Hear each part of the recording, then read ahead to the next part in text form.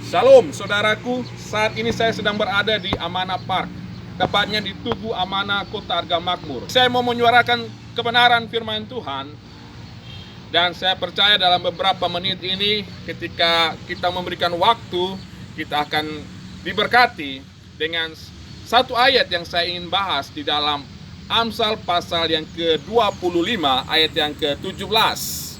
Firman Tuhan berkata demikian, janganlah kerap kali datang ke rumah sesamamu supaya jangan ia bosan lalu membencimu.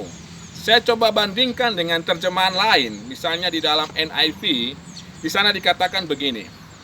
Jarang menginjakan kaki di rumah tetangga Anda terlalu banyak dari Anda, dan mereka akan membenci Anda. Di dalam ESV diterjemahkan seperti ini.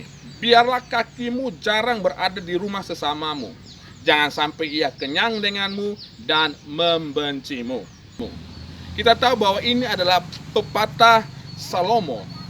Pepatah bijak ini dikumpulkan oleh pegawai-pegawai Hizkia, Raja Yehuda.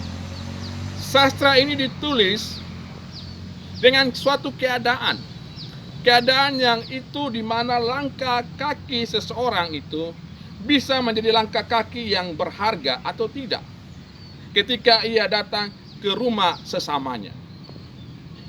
Kalau ia terlalu sering, ya, Alkitab katakan di sini, tetanggamu akan bosan. Tetanggamu yang tadinya mengasihi engkau bisa berubah menjadi memusuhi engkau. Yang tadinya dia menghormatimu, kemudian dia bisa menjadi berubah menjadi tidak lagi menghargaimu. Yang tadinya ia menyukaimu bisa berubah menjadi ia tidak menyukaimu. Oleh karena itu, kata kerap kali dalam bahasa Ibrani di sini dipakai kata hokar, yang artinya jarang ditetapkan. Di dalam bahasa Ibrani kata ini ditulis dengan bentuk imperatif. Imperatif dengan kasus kifil, yang memberikan pengertian bahwa ini suatu perintah aktif yang menerangkan sebab akibat. Jangan sampai kehadiran kita di tempat orang lain bukan menjadi berkat, tapi justru menjadi beban bagi mereka. Untuk itu perlu dipertimbangkan dengan bijak. Apakah kehadiran saya di tempat itu penting atau tidak? Sebab jikalau tidak penting, kita akan mengganggu aktivitas mereka yang jauh lebih penting daripada kehadiran kita.